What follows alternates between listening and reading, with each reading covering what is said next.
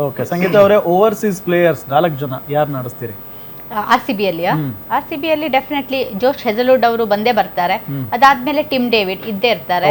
ಅದಾದ್ಮೇಲೆ ನನ್ನ ಪ್ರಕಾರ ಶೆಫರ್ಡ್ ಅವರು ಇರ್ಬೋದು. ಅದಾದ್ಮೇಲೆ ಜೇಕಬ್ ಡಫಿ ಅಥವಾ ಫಿಲ್ ಸಾಲ್ಟ್, ಇದರಲ್ಲಿ ಇವರಿಬ್ಬರಲ್ಲಿ ಇವತ್ತು ಯಾರಾದ್ರೂ ಒಬ್ರು ಬರ್ತಾರೆ. ಜೇಕಬ್ ಡಫಿ ಅವರು ತುಂಬಾ ಚೆನ್ನಾಗಿ ಫಾರ್ಮ್ ಅಲ್ಲಿ ಇದ್ದಾರೆ. ಅವರು ಫಿಲ್ ಸಾಲ್ಟ್ ಅವರು ಸರ್ ಹೇಳಿದ್ರಲ್ಲ, ಏನಂತ ಹೇಳಿದ್ರೆ ನೀವು ಹೇಳಿದ್ರಿ ಲಾಸ್ಟ್ ಮ್ಯಾಚ್ ಅಂತ. ಲಾಸ್ಟ್ ಮ್ಯಾಚ್ ಅಲ್ಲ, ಅವರು ಪ್ರತಿದಿನ ಅಲ್ಲಿ ಪ್ರಾಕ್ಟೀಸ್ ಮ್ಯಾಚ್ ಆಗುತ್ತೆ. ಪ್ರಾಕ್ಟೀಸ್ ಮ್ಯಾಚ್ ಅಲ್ಲಿ ಯಾರು ಎಷ್ಟು ಕಾನ್ಫಿಡೆಂಟ್ ಇದ್ದಾರೆ, ಎಷ್ಟು ಅವರು ಬೇರೆಯವ್ರದ್ದು, ಈಗ ಬೌಲರ್ ಆದ್ರೆ ಎಷ್ಟು ವಿಕೆಟ್ ತೆಗಿತಾರೆ ಅಥವಾ ಬ್ಯಾಟರ್ಸ್ ಆದ್ರೆ ಎಷ್ಟು ರನ್ ಸ್ಕೋರ್ ಮಾಡ್ತಾರೆ, ಅವ್ರದ್ದು ಫಿಟ್ನೆಸ್ ನೋಡ್ತಾರೆ, ಅವ್ರು ಎಷ್ಟು ಕಾನ್ಫಿಡೆನ್ಸ್ ಆಗಿದ್ದಾರೆ, ಅದ್ರ ಮೇಲೆ ನೋಡ್ಕೊಂಡು ಅವರು ನೆಕ್ಸ್ಟ್ ಮ್ಯಾಚಿಗೆ ಕೆಪಬಲ್ ಫಿಟ್ ಅಂತ ಆ ರೀತಿ ನೋಡ್ತಾರೆ ಅವರು. ನೀವು ಲಾಸ್ಟ್ ಮ್ಯಾಚ್ ಆಗಿ 3-4 ದಿನ ಆಗಿದೆ. ಸೊ ನಮ್ದು ಕ್ವಾಲಿಫೈಯರ್ 1 ಮಂಗಳವಾರ ಆಗಿದ್ದು. ಸೊ ಆಲ್ರೆಡಿ 5 ದಿನ ಆಗಿದೆ. ಈಗ 5 ದಿನ ಪ್ರಾಕ್ಟೀಸ್ ಮಾಡದಿದ್ರೆ ಆಗುತ್ತಾ? ಇಲ್ಲ. ಸೊ ಅದಕ್ಕೋಸ್ಕರ ಇವತ್ತಾಗಲ್ಲ, ನಿನ್ನೆ ಸಂಜೆ ಎಲ್ಲ ಪ್ರಾಕ್ಟೀಸ್ ಮ್ಯಾಚ್ ಇರುತ್ತೆ. ಅದರಲ್ಲಿ ಯಾವ ರೀತಿ ಪರ್ಫಾರ್ಮ್ ಮಾಡಿದ್ದಾರೆ, ಅವ್ರದ್ದು ಎಷ್ಟು ಫಿಟ್ನೆಸ್ ಇದೆ, ಅವ್ರು ಎಷ್ಟು ರನ್ಸ್ ಮಾಡಿದ್ದಾರೆ, ಅವ್ರು ಎಷ್ಟು ವಿಕೆಟ್ ತೆಗೆದಿದ್ದಾರೆ, ಅದ್ರ ಮೇಲೆ ಅವ್ರು ನೋಡ್ತಾರೆ ಸರ್, ಯಾರು ಇನ್ ಆಗ್ತಾರೆ ಅಥವಾ ಯಾರು ಔಟ್ ಆಗ್ತಾರೆ. ಇವತ್ತು ಹೇಳಿದ್ರು ಫಿಲ್ ಸಾಲ್ಟ್ ಅವರು ನಿನ್ನೆ ಪ್ರಾಕ್ಟೀಸ್ ಮ್ಯಾಚ್ ಅಲ್ಲಿ ಚೆನ್ನಾಗಿ ಪರ್ಫಾರ್ಮ್ ಮಾಡಿದ್ರೆ ಡೆಫಿನೆಟ್ಲಿ ಅವರು ಇವತ್ತು ಇನ್ ಆಗುವಂತ ಚಾನ್ಸಸ್ ಇದೆ. ವೆಂಕಟೇಶ್ ಅಯ್ಯರ್ ಅವರು ಬರ್ದೇ ಇರ್ಬೋದು, ರಿಪ್ಲೇಸ್ ಆಗ್ಬೋದು ಸರ್. ನನ್ನ ಪ್ರಕಾರ ಓವರ್ಸೀಸ್ ಪ್ಲೇಯರ್ ಆಗಿ ಇವ್ 4 ಜನ ಬರ್ಬೋದು ಸರ್. ನವೀನ್, ಈಗ ಟಾಸ್ ಗೆದ್ರೆ RCB ಏನ್ ಮಾಡಬೇಕು? ನನ್ನ ಪ್ರಕಾರ ಬ್ಯಾಟಿಂಗ್ ಮಾಡಬೇಕು. ಓಕೆ, ಬ್ಯಾಟಿಂಗ್ ಮಾಡಿ ಒಳ್ಳೆ ಸ್ಕೋರ್ ಸೆಟ್ ಮಾಡಿದ್ರೆ ಸೊ ಡೆಫಿನೆಟ್ ಆಗಿ ಅವ್ರ ಮೇಲೆ ಪ್ರೆಷರ್ ಕ್ರಿಯೇಟ್ ಮಾಡ್ಬೋದು. ಅಂದ್ರೆ ಅವ್ರ ಬೌಲಿಂಗ್ ಸ್ಟ್ರಾಂಗ್ ಇದೆ ಅಂತನಾ? ಹಾಗಲ್ಲ, ಬೌಲಿಂಗ್ ಸ್ಟ್ರಾಂಗ್ ಇದೆ ಅಂತಲ್ಲ.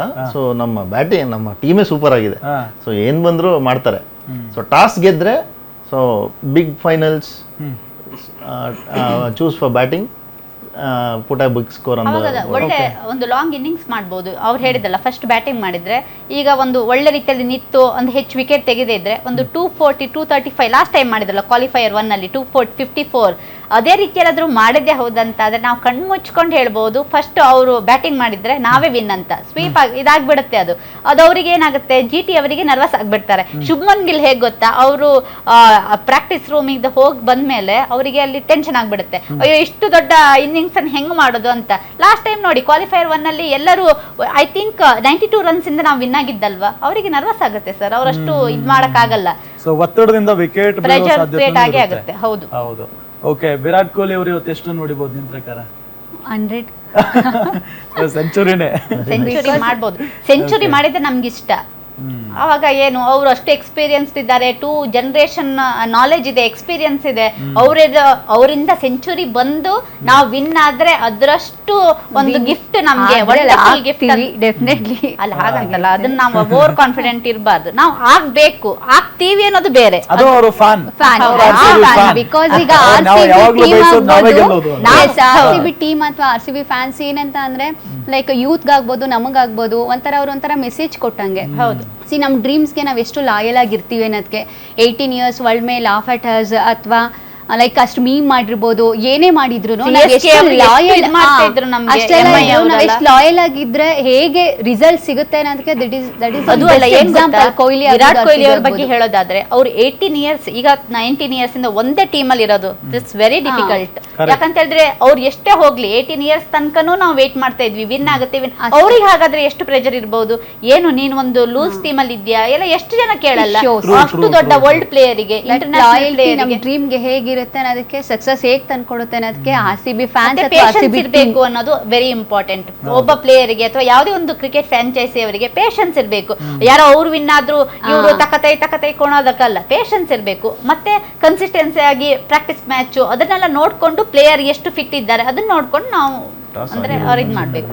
ಇನ್ನೇನ್ ಕೆಲವೇ ನಿಮಿಷಗಳಲ್ಲಿ ಟಾಸ್ ಕೂಡ ಆಗುತ್ತೆ. ಎಲ್ಲರೂ ಅದ್ರ ಮೇಲೆ ಕಣ್ಣಿಟ್ಟಿದ್ದಾರೆ. 5 ನಿಮಿಷ, ಜಸ್ಟ್ 5 minutes. ಸೊ ಟಾಸ್ ಆದ್ರೂ ಅಂತೂ ಅಂದ್ರೆ ಈಗ GT ಅವ್ರಿಗೆ ಟಾಸ್ ಇಂಪಾರ್ಟೆಂಟ್ ಅಂತ ಅನ್ಸುತ್ತೆ ನನ್ನ ಪ್ರಕಾರ. ನಮ್ಗಿಲ್ಲ, ನಮ್ಗೆ ಏನ್ ಬೇಕಾದ್ರೂ ನಾವು we are the winner already ಆಗಿದೆ. ಡಿಸ್ಕಸ್ ಮಾಡ್ದಂಗೆ ಸೊ ನಾವು ಟಾಸ್ ಸೋತ್ರೇನೆ ಬೆಟರ್. ಅವ್ರು ಏನ್ ಕೊಡ್ತಾರೋ ಅದನ್ನ ನಾವು ತಗೊಂಡೇ ಖುಷಿಯಾಗಿ ಡೆಫಿನೆಟ್ಲಿ ಚೇಸಿಗೆ ತಗೊಳ್ತಾರೆ, ನಾವು ಬ್ಯಾಟಿಂಗ್ ಮಾಡ್ತೇವೆ. ನೋಡಿ ಬೇಕಾದ್ರೆ ಇನ್ನೊಂದು 2 minutes ಅಲ್ಲಿ ಗೊತ್ತಾಗುತ್ತಲ್ಲ. ವಾಸಕಿ ಸರ್, ಈಗ ಎಷ್ಟು ಸ್ಕೋರ್ ಬರ್ಬೋದು ಅಕಸ್ಮಾತ್ ಆಗಿ ಯಾರೇ ಫಸ್ಟ್ ಬ್ಯಾಟಿಂಗ್ ಮಾಡಿದ್ರು, ಎಷ್ಟು ಸ್ಕೋರ್ ಒಳ್ಳೇದು ಟಾರ್ಗೆಟ್? ಇವಾಗ 200 ಅನ್ನೋದು ಒಂಥರ ನಾರ್ಮಲ್ ಫಾರ್ ಗ್ರಾಂಟೆಡ್ ಆಗ್ಬಿಟ್ಟಿದೆ. ಒಂದು ಟೈಮ್ನಲ್ಲಿ ಸರ್ ಅಪ್ಡೇಟ್ ಬರ್ತಾ ಇದೆ. ನಮ್ಮ RCB ಫೈನಲ್ ಪಂದ್ಯದಲ್ಲಿ ಟಾಸ್ ಗೆದ್ದಿದೆ. ಟಾಸ್ ಗೆದ್ದು ಬ್ಯಾಟಿಂಗ್ ಬೌಲಿಂಗ್ ಆಯ್ಕೆ ಮಾಡ್ಕೊಂಡಿದೆ. ಬೌಲಿಂಗ್ ಆಯ್ಕೆ ಮಾಡ್ಕೊಂಡಿದೆ. ನಮ್ಮ RCB ಟಾಸ್ ಗೆದ್ದು ಬೌಲಿಂಗ್ ಆಯ್ಕೆ ಮಾಡ್ಕೊಂಡಿರೋದು. ಟಾಸ್ ಗೆದ್ದಂತ RCB ಫೀಲ್ಡಿಂಗ್ ಆಯ್ಕೆ ಮಾಡ್ಕೊಂಡಿದೆ. ಒಳ್ಳೆ ಸೂಚನೆ ಇದು RCBಗೆ. ಅದು ಏನಂತ ಹೇಳಿದ್ರೆ ಇವ್ರು ಹೇಳಿದ್ರಲ್ಲ, ಚೇಸಿಂಗ್ ತಗೊಂಡು ನಾವು ಸೆಕೆಂಡ್ ಟೈಮ್ ಇದು ಮಾಡುವಾಗ ಬ್ಯಾಟಿಂಗ್ ಮಾಡುವಾಗ ಡ್ಯೂ ಫ್ಯಾಕ್ಟರ್ ಬರುತ್ತೆ. ಅದು ಸೆಕೆಂಡ್ ಟೈಮ್ ಬ್ಯಾಟಿಂಗ್ ಮಾಡುವವರಿಗೆ ಫೇವರೇಬಲ್ ಆಗಿರುತ್ತೆ. ಅದಕ್ಕೋಸ್ಕರ ಆ ರೀತಿಯಲ್ಲಿ ನೋಡಿ ಮಾಡಿರ್ಬೋದು ಅವರು. ಚೇಸ್ ಕಿಂಗ್ ಇದ್ದೇ ಇದ್ದಾರೆ ಅದರಲ್ಲಿ ಪ್ಲಸ್ ಪಾಯಿಂಟ್. ಒಂದು ವ್ಯೂವರ್ಸ್ ಏನು ತಿಳ್ಕೋಬೇಕು ಗೊತ್ತಿರುತ್ತೆ ಈಗಾಗಲೇ, ಪ್ರತಿಯೊಬ್ಬರಿಗೂ ಎಷ್ಟು ನಾಲೆಜ್ ಇದೆ. ಏನಂತಂದ್ರೆ ಯಾವುದೇ ಒಂದು ನಿರ್ಧಾರ ತಗೋಬೇಕು ಅಂದ್ರೆ ವಿಪರೀತ ಯೋಚನೆ ಮಾಡ್ರಿ, ಕೂಲಂಕುಷವಾಗಿ ಯೋಚನೆ ಮಾಡಿ ಯಾವುದೋ ಒಂದು ಸಡನ್ ಆಗಿರೋ ಒಂದು ನಿರ್ಧಾರ ಅಥವಾ ಹೋದ ಮ್ಯಾಚ್ ಗೆದ್ವಲ್ಲ ಅದಕ್ಕೆ ತೊಗೊಂಬಿಡೋಣ ಆ ಥರದ್ದೆಲ್ಲ ಇರಲ್ಲ. ಸೊ RCB ಇಷ್ಟು ಮಟ್ಟಿಗೆ ಈ ಥರ ನಾಲೆಜ್ ಇರೋ RCB, ದಿನೇಶ್ ಕಾರ್ತಿಕ್ ಇರ್ಬೋದು, ಆಂಡಿ ಫ್ಲವರ್ ಇರ್ಬೋದು, ಬೋಬಾಟ್ ಇರ್ಬೋದು, ಆರ್ ಪಟಿದಾರ್ ಇರ್ಬೋದು, ಅವರೆಲ್ಲ ಸೇರಿ if they have taken fielding ಅದ್ರಲ್ಲಿ ಏನೋ ಒಂದು ಗಮ್ಮತ್ ಇರುತ್ತೆ ಅಂತ. ಅದು ಅಲ್ಲ ನೋಡಿ, ನರೇಂದ್ರ ಮೋದಿ ಸ್ಟೇಡಿಯಂ ಹೇಳೋದಾದ್ರೆ ಐ ಥಿಂಕ್ 2023 ಅಲ್ಲ ನಾವು ವರ್ಲ್ಡ್ ಕಪ್ ಆಗಿರೋದು ಆಸ್ಟ್ರೇಲಿಯಾ ವರ್ಸಸ್ ಇಂಡಿಯಾ. ಅವರು ಆಸ್ಟ್ರೇಲಿಯಾದವರು ಕುಲಂಕುಷವಾಗಿ ಅವ್ರು ಟಾಸ್ ವಿನ್ ಆಗಿದ್ದು, ಅವ್ರು ಚೇಸಿಂಗ್ ತಗೊಂಡು ಅದು ಬೆನಿಫಿಟ್ ಆಯ್ತು ಅವರಿಗೆ, ಅವ್ರು ವಿನ್ ಆದ್ರಲ್ಲ. ಸೊ ಐ ಥಿಂಕ್ ಆ ರೀತಿ ಎಲ್ಲ ನೋಡಿರ್ಬೋದು ಅವರು. ಚೇಸಿಂಗ್ ಆದ್ರೆ ಏನಾಯ್ತು, ನಮ್ಗೆ ನಾವು ಕಾನ್ಫಿಡೆಂಟ್ ಆಗಿದ್ರೆ ಆಯ್ತು ಅಷ್ಟೇ. ನಾವು ರೆಸ್ಪಾನ್ಸಿಬಲ್ ಆಗಿ ಆಡಿದ್ರೆ ಯಾವುದೇ ಚೇಸ್ ಅಂತ ಬಂದಾಗ್ಲೂ ಕೂಡ RCBದು ಮೇಲುಗೈ ಇದೆ. ಯಾಕೆ ಅಂದ್ರೆ ವಿರಾಟ್ ಕೊಹ್ಲಿ ಅಂತ ದಿಗ್ಗಜ ಇದ್ದಾರೆ, ಮತ್ತೆ ಚೇಸ್ ಅಂತ ಬಂದಾಗ ಅವರು ಕಿಂಗ್. ಯಾವಾಗ ವಿರಾಟ್ ಕೊಹ್ಲಿ ಅವರು 5 ಓವರ್ ಮೇಲ್ಪಟ್ಟು ನಿಂತ್ಕೊಳ್ತಾರೋ ಚೇಂಜ್ ಆಗ್ತಾರ ಅವರು, ಯಾವುದೇ ಕಾರಣಕ್ಕೂ ಅವ್ರು ವಿಕೆಟ್ ಹೋಗಲ್ಲ, ಜೊತೆಗೆ ಗೆಲ್ಲಿಸ್ಕೊಂಡೇ ಹೊರಗೆ ಹೋಗ್ತಾರೆ ಅನ್ನೋದು ಇತಿಹಾಸ ಕೂಡ ಇದೆ. ಪವರ್ ಪ್ಲೇ 8 ಮ್ಯಾಚ್ ಅಲ್ಲಿ ಪವರ್ ಪ್ಲೇ ದಾಟಿದ್ದಾರೆ, 8 ಮ್ಯಾಚ್ ಗೆದ್ದಿದ್ದಾರೆ. ಯಾವಾಗ ವಿರಾಟ್ ಕೊಹ್ಲಿ ಬೇಗ ಔಟ್ ಆಗ್ತಾರೋ ಸ್ವಲ್ಪ ನರ್ವಸ್ ಆಗ್ತವೆ. ಸರ್ ಈಗ ಮೈನ್ ಥಿಂಗ್ ಬಂದು GTಗೆ ಈ ಫಸ್ಟ್ ಟಾಪ್ 3 ತುಂಬಾ ಪ್ರೆಷರ್ ಅಲ್ಲಿ ಇರುತ್ತೆ. ಯಾಕಂದ್ರೆ ಅವ್ರು 3 ಜನನೇ ಆಡ್ಬಿಟ್ಟು ಸ್ಕೋರ್ ಸೆಟ್ ಮಾಡ್ಬೇಕು, ಬೇರೆ ಇನ್ಯಾರಿಗೂ ಗೊತ್ತಿಲ್ಲ. ಯಾಕಂದ್ರೆ ತೆವಾಟಿಯಾ ಬರ್ತಾರೆ, ಆಮೇಲೆ ಅದು ಅವರು ಫಿನಿಷರ್ ರೋಲ್ ಮಾಡ್ತಾರೆ. ಬಟ್ ಈಗ ಇವ್ರ 3 ಜನಕ್ಕೆ ಎಷ್ಟು ಪ್ರೆಷರ್ ಇರುತ್ತೆ ಅಂದ್ರೆ ಬೇರೆಯವ್ರು ಆಡ್ತಿಲ್ಲ. ಸೊ ಇವ್ರು ನಿಂತ್ಕೊಂಡು ಆಡ್ಬೇಕು, ಸ್ಕೋರು ಮಾಡಬೇಕು. ಸೊ ಆ ಟೈಮಲ್ಲಿ ವಿಕೆಟ್ ಹೋಗೋದು ಖಂಡಿತ. ಸೊ ಇದೊಂದು ಅಡ್ವಾಂಟೇಜ್. ಸೊ ಒಳ್ಳೆ ಯೋಚನೆ ಮಾಡಿ, ಯಾಕಂದ್ರೆ ಅವರು ಎಲ್ಲದನ್ನೂ ಕನ್ಸಿಡರ್ ಮಾಡಿರ್ತಾರೆ. ಗ್ರೌಂಡ್ ಕಂಡೀಷನ್ಸ್ ಆಗಲಿ, ಆಮೇಲೆ ಗ್ರೌಂಡ್ ಡೈಮೆನ್ಷನ್ಸು, ಆಮೇಲೆ ಡ್ಯೂ ಫ್ಯಾಕ್ಟರ್ ಇರುತ್ತೆ. ಸೊ ಎಲ್ಲಾನು ಕನ್ಸಿಡರ್ ಮಾಡ್ತಾರೆ. ಸೊ ಅದಕ್ಕೆ ಅದಾದ್ಮೇಲೆ ತಗೊಳ್ತಾರೆ. ನಾವೇನ್ ಕುತ್ಕೊಂಡು ಹೇಳ್ಬಿಡ್ತೀವಿ ಬ್ಯಾಟಿಂಗ್ ತಗೊಂಡು ಹೊಡ್ಬಿಡ್ಬೇಕು ಅಂತ. ಬಟ್ ಎಲ್ಲಾನು ಕನ್ಸಿಡರ್ ಮಾಡ್ಕೊಂಡು. ಇಲ್ಲ, ಅದು ಇವತ್ತು ಫೈನಲ್ ಅಲ್ವಾ, ಸಿಕ್ಕಾಪಟ್ಟೆ ಯೋಚನೆ ಮಾಡ್ಬೇಕು ಸರ್. ಒಂದು ಚೂರು ನಿಮ್ಮ ನಿರ್ಧಾರ ಆಚೆ ಈಚೆ ಆದ್ರೆ ಅದು ನಿಮ್ಮನ್ನ ಸೋಲ್ಸಿ ಬಿಡ್ಬೋದು. ಇಲ್ಲಿ ತನಕ ನಾವು ಎಫರ್ಟ್ ಹಾಕಿದ್ದೇವೆ, ಇಷ್ಟು ಸ್ಟ್ರಗಲ್ ಮಾಡಿದ್ದಾರೆ. ಎಲ್ಲಾದ್ರೂ ಇವತ್ತು ಒಂದು ನಾವು ಟಾಸ್ ವಿನ್ ಆದ್ವಿ ಅಂತ ನಾವು ಬ್ಯಾಟಿಂಗ್ ತಗೊಂಡು ಅವ್ರದ್ದೇನೋ ಇರ್ಬೋದು ಅದರದ್ದು. ಇವ್ರು ಹೇಳಿದ್ರಲ್ಲ, ಡೆಫಿನೆಟ್ಲಿ ಇವತ್ತು ಮಿಕ್ಸ್ಡ್ ಸಾಯಿಲ್ ಅಂತಲ್ಲ, ಮಿಕ್ಸ್ಡ್ ಸಾಯಿಲ್ ಪಿಚ್ ಅಂತೆ.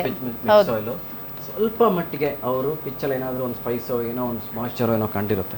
ಮಾಯ್ಶ್ಚರ್ ಇದ್ಬಿಟ್ರೆ ನಮ್ಮ ಬೌಲಿಂಗ್ ಆಡಕ್ಕೆ ತುಂಬಾನೇ ಕಷ್ಟ. ಯಾವುದೇ ಬೌಲಿಂಗ್ ಆಡಕ್ಕೆ ಕಷ್ಟ, ರಬಾಡ ಬೌಲಿಂಗ್ ಆಡಕ್ಕೂ ಕಷ್ಟ, ರಬಾಡ ಬೌಲಿಂಗ್ ಆಡೋದು ಕಷ್ಟ. ಸೊ ಆದ್ರಿಂದ ಒಳ್ಳೆ ನಿರ್ಧಾರನೇ ಅನ್ಬೋದು. ಸ್ವಲ್ಪ ಮೆಂಟಲಿ ಅವ್ರಿಗೆ ಅಡ್ವಾಂಟೇಜ್ ಇದೆ GTಗೆ.